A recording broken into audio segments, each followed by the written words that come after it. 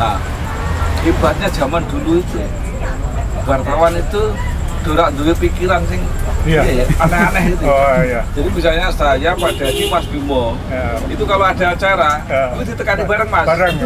Oh, misalnya ono festival apa jenenge? Pokoknya masalah ya kayak gitu. Wong lanang dadi wedok ya apa? Baria. Di RRI. Kita datang Mas. Iya. Bahkan sampai yang jenenge jumpa pers kuwi nggak perlu diterkei. Jadi diterkei sing melu udah saya gitu ya. Jadi diterkei. Kita diantar ke situ. Kok nek wis ketemu meneh cerita mau ditutup piro.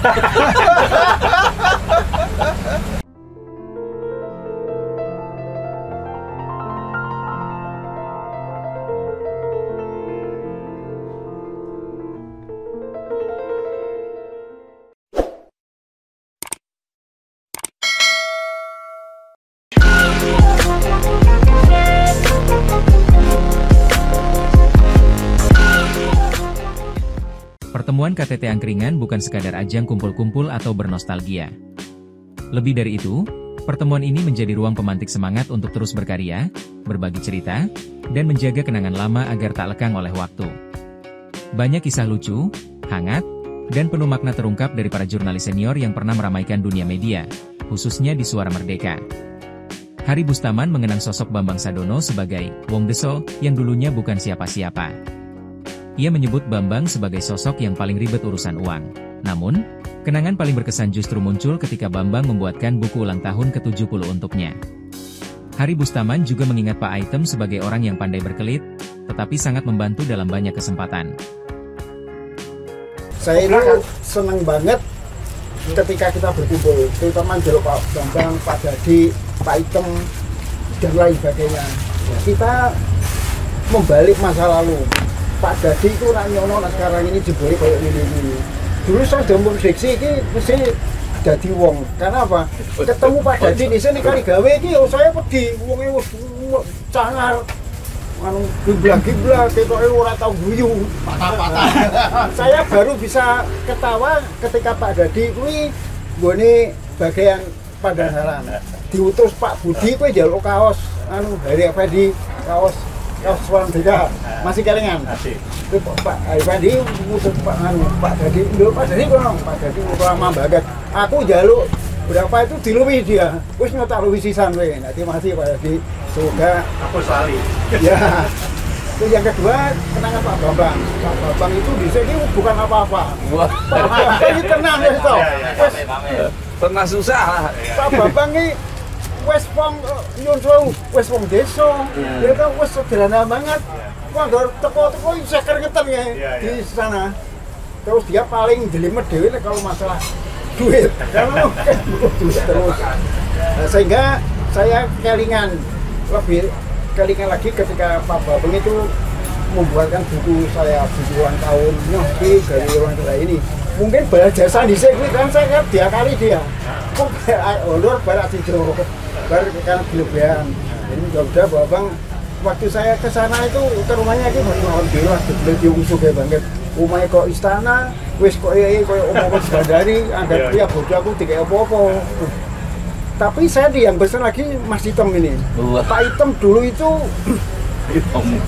hitam ya, hitam gini ya. Itu janjinya bukan kerubari, cuma nebang tapi dia lebih kuasa dari saya. Saya tuh nang lebukan naskah orang lewat aku lebukan dewe. Suatu saat itu ada tulisan membuat saru loh. Kan laku kok tulisan kok membuat saru orang Mas. Haru karepku. Lagi kalau ukurannya saru. Kan fatal banget untung tidak top. Dia nyalake saya koreksi kuwi, salah kuwi mungkin. Rame. Sehingga jadi masalah sehingga dia karena dia itu pinter berkelit. Itu macam-macam. Aku kalah separuh. Tapi saya sering dia waktu saya di Jakarta itu dipilih Pak Item. Nanti di Jakarta. Surabaya. Oh, Surabaya. Bambang Sadono memandang pertemuan semacam ini sebagai sesuatu yang penting dan sebaiknya sering diadakan. Tidak lagi terikat urusan pekerjaan, suasana menjadi lebih santai dan hangat. Ia mengenang masa-masa awal bersama Hari Bustaman sejak masih menulis di Bahari, jauh sebelum pindah ke Suara Merdeka. Saat itu honor menulis sangat kecil, bahkan sering langsung habis untuk jajan bersama teman-teman. Menurutnya, wartawan zaman dulu tidak punya pikiran macam-macam. Jika ada acara, mereka datang bersama dan saling membantu. Pola seperti itu kini terasa makin jarang ditemui.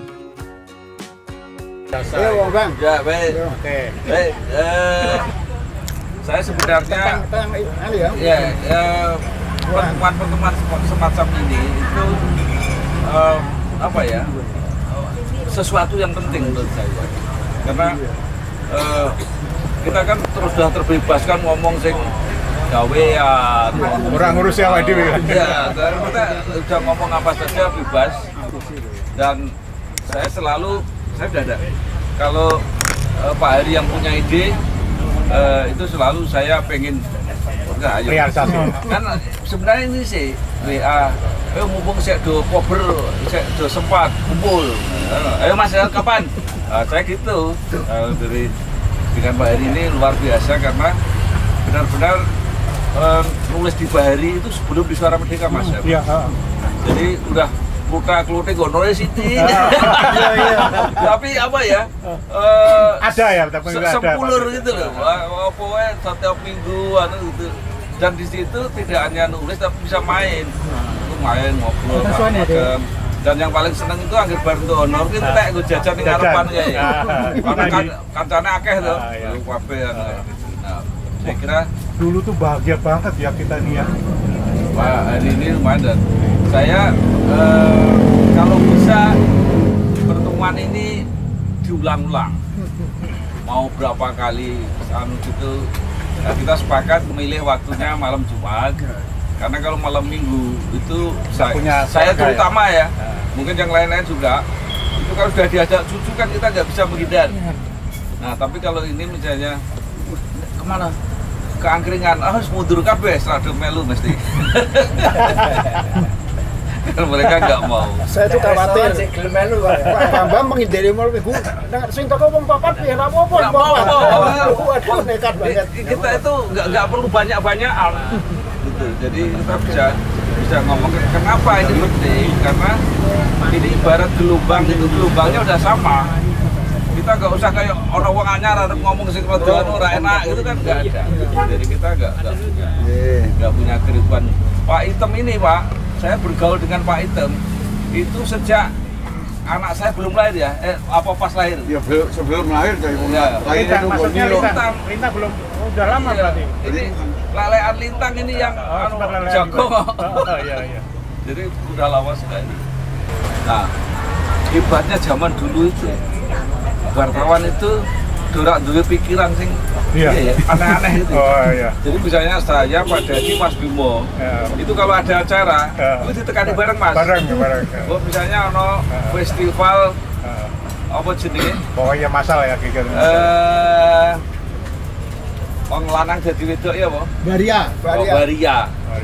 Di RRI. Kita datang gitu. Iya. Bahkan sampai yang jenenge jumpa pers kuwi nggak perlu diterkei. Jadi diterkei jeneng melu udah saya gitu ya. Jadi diterkei. Kita diantar ke situ. Kok nek wis ketemu meneh cerita mau ditutup piro. Sementara itu, Dadik yang juga hadir dalam pertemuan melihat adanya peluang besar di era digital saat ini. Menurutnya, wartawan-wartawan senior sebenarnya adalah para raja konten. Mereka memiliki banyak pengalaman, wawasan, dan cerita yang luar biasa, yang sangat potensial jika dikemas dan dibagikan lewat media sosial seperti TikTok, Instagram, atau YouTube. Ia berharap semua bisa tetap aktif dan tidak ketinggalan zaman. Kalau saya melihat perkembangan ya, arus disrupsi kita ini kan semakin lama makin tenggelam ya. Saya yakin kita juga sudah putus dengan generasi-generasi yang sekarang ini, tidak ada kesinambungan. Kalau dulu kan masih, ini kan masih termasuk ada kesinambungan, Mas Chandra ini. Tapi di bawahnya Mas Chandra kita nggak ada ya, kita nggak nyambung. Ya memang kita kan sudah wartawan senior. Lupa kalau kita sudah senior ya. Pengalamannya apa, Pak? Ada satu peluang yang bisa kita manfaatkan dari ngobrol-ngobrol kita ini. saya melihat perkembangan sosmed ini besar sekali. Coba kamu bawa majalah apa tuh? Ya, Pak Bambang sudah mulai memanfaatkan. Saya sempat melihat pada saat awalnya beliau. Aku seneng kalau orang yang di rumah perhatikan mengikuti perkembangan itu saya ikutin gitu. Wawancara itu sudah kelebihan kita. Oh ini nanti saya dapat ini satu-satu tuh. Ya. Kita ini kalau bicara konten itu rajanya konten. Nah, anak-anak sekarang ini kan mainnya konten ya. Padahal kita raja konten. Kenapa kita tidak mainkan? Konten itu kita bisa main baik di TikTok, baik di Instagram, baik di YouTube. Segala itu semua bisa. Beberapa teman sudah mulai mempunyai media online. Beberapa teman, bahkan sudah ada yang bergabung dalam situ. Nah, kita ini yang sekiranya masih berada di luar itu gabunglah, supaya kita nggak terlalu ketinggalan atau tetap ada aktivitas. Menariknya, Bambang Sadono kini masih aktif mengelola 4 majalah bertema politik, kampus, ekonomi, dan kesehatan. Banyak wartawan senior Suara Merdeka yang ikut menulis di sana. Ia sudah menyiapkan wadah dan saluran bagi mereka yang ingin tetap berkarya. Menurutnya, potensi besar yang dimiliki akan menjadi sia-sia jika tidak dimanfaatkan. Dari pengamatannya terhadap dunia media online saat ini, Bambang menilai banyak yang jago membuat konten, tetapi kesulitan dalam menjualnya. Ribuan media online bermunculan, namun hanya sebagian kecil yang benar-benar sehat secara bisnis. Pak Didi, saya celos sebentar ya. Saya itu punya 4 majalah sekarang. Jadi semua dan yang unik yang saya cakap. Ini banyak orang Suara Merdeka yang nulis di sini. Ya. Dan jangan khawatir, termasuk pemimpin redaksi mantan Suara Merdeka Trianto itu sering nulis di sini. Dan kalau saya Gojek, saya sudah beberapa tahun tuh kalau nulis di Suara Merdeka itu nggak dapat honor. Tapi kalau nulis di sini saya jamin dapat honor. Saya nambah gini ya, pengamatan saya ya. Ini kan jagoan-jagoan semua sebenarnya. Jagoan-jagoan membuat produksi. Produk apa nulis. Iya. Yang jadi masalah itu adalah mereka nggak bisa jual. Jadi media online itu hanya 2%. Se-Indonesia itu jumlahnya ribuan, hanya 2% yang sehat. Saya sudah wawancara dengan mana-mana ya. Jadi kalau ada orang ngomong media online, sekarang sopo wis. Kamu media online orang sehat kabeh. Artinya orang iso bayari. Oh, kalau lah ya itu orang sehat itu masih itu untuk bahasa lain itu. Nah, maka saya sekarang berusaha membuat, saya nggak mau bekerja kok orang hasilnya. Maka ini yang saya coba lah. Nanti kalau ada teman-teman yang mau gitu ya, gimana caranya ya kita diskusi. Sosiawan, yang aktif sebagai wartawan sejak akhir 1998, menyebut dirinya sebagai wartawan transisi. Ia merasa bersyukur pernah dibimbing langsung oleh para senior Suara Merdeka dalam praktik jurnalistik di lapangan. Baginya, lingkungan tersebut sangat berkesan dan memberi banyak pengalaman berharga.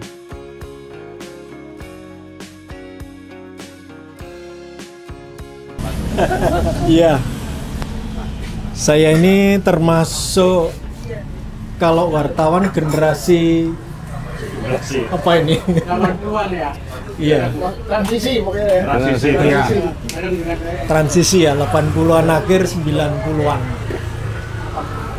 Saya merasa bersyukur karena saya ini dipertemukan dengan orang-orang hebat dan lingkungan yang hebat. Saya merasa seperti itu. Karena dulu kan masuk di wawasan itu kan langsung prakteknya di Suara Merdeka. Iya kan? Jadi praktek kerja kita cari berita, menulis, wawancara, teknik apapun, yaitu senior-senior Suara Merdeka itu yang membimbing. Kalau di lapangan dulu ada Pak Dadi, Pak Anggoro Suprapto, ada Pak Ragil, siapa lagi ya? Terutama di kota, Jalidin. Ya, itu. Kalau di lingkungan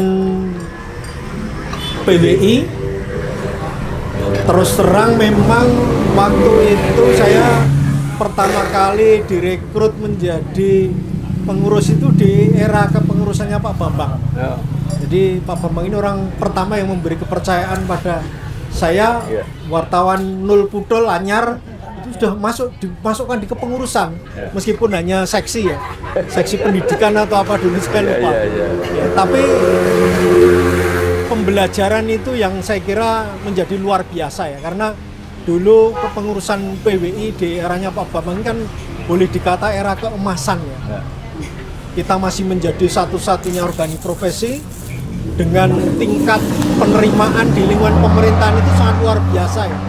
Jadi hampir semua pejabat di pemerintahan termasuk gubernur itu sangat hormat, sangat respect, sangat menghargai kita sebagai organisasi profesi kewartawanan yang terdepan. Sehingga proses-proses ini luar biasa. Dan hampir semua kegiatan ya itu pasti mendapatkan dukungan. Entah ini karena kepiawaian Pak Bambang atau bagaimana saya tidak tahu, tapi setahu saya kegiatan apapun itu barangnya pasti bagus, yang jual juga bagus. Pasti itu didukung oleh pemerintah provinsi. Iya. Ya, kalau gubernur sudah oke, bawahan itu sudah mendukung semua, apalagi di pemerintahan di kabupaten, di kota ini sudah ulang tahun PWI, kegiatan-kegiatan ke-PWI-an itu pasti mendapat dukungan yang luar biasa. Hampir semua difasilitasi. Ya. Dan juga dari kegiatan-kegiatan di PWI itu yang sampai kita prestur itu juga memberi pengalaman yang luar biasa saya kira. Nah ini memperkaya pemahaman, pengetahuan, termasuk bagaimana kita berinteraksi dengan narasumber, dengan pejabat pemerintah. Ya, ini waktu itu terfasilitasi oleh organisasi PWI. Ya memang harus kita akui sekarang ini ya mungkin disrupsi di segala bidang ya, sehingga kita antar wartawan juga sudah saling bersaing secara kadang kurang sehat, kadang juga hubungan antar teman juga tidak sedekat kita dulu, tidak seakrab ya. Sekarang ini memang situasinya beda. Jadi malam ini ketika ada ide-ide berkumpul itu, meskipun saya belum berani menjanjikan hadir, tapi saya bertekad untuk hadir karena saya merasa pasti ada sesuatu yang bermanfaat ya ketika kita bisa bersilaturahim, kita bisa berbagi rasa, kita bercerita, berkumpul ya. Dan ternyata benar sekali apa yang disampaikan Pak Bambang tadi dengan peluang-peluang yang saya kira itu justru sesuatu yang konkret ya. Tinggal nanti di forum-forum selanjutnya, misalnya sebulan sekali ataukah tergantung sikonnya, pasti akan lebih produktif ya. Apa yang bisa kita lakukan, bisa kita perbuat, mungkin tidak sebatas hal-hal yang bersifat kepenulisan, mungkin juga saya kira bisa berkembang ke hal-hal lain. Saya kira bisa muncul mungkin gagasan baru, ide baru, bentuk baru untuk berkreasi, mungkin malah saya kira bisa kita kembangkan ketika kita bisa berinteraksi nanti secara lebih intensif, rutin. Ya, saya kira itu pasti bermanfaat. Begitu ya. Pertemuan ini menyadarkan semua yang hadir bahwa meskipun usia terus bertambah, semangat untuk berkarya tetap bisa menyala. Harapannya, pertemuan seperti ini bukan yang terakhir. Justru akan menjadi pembuka bagi pertemuan-pertemuan berikutnya yang lebih produktif, menyenangkan, dan bermanfaat bagi semua.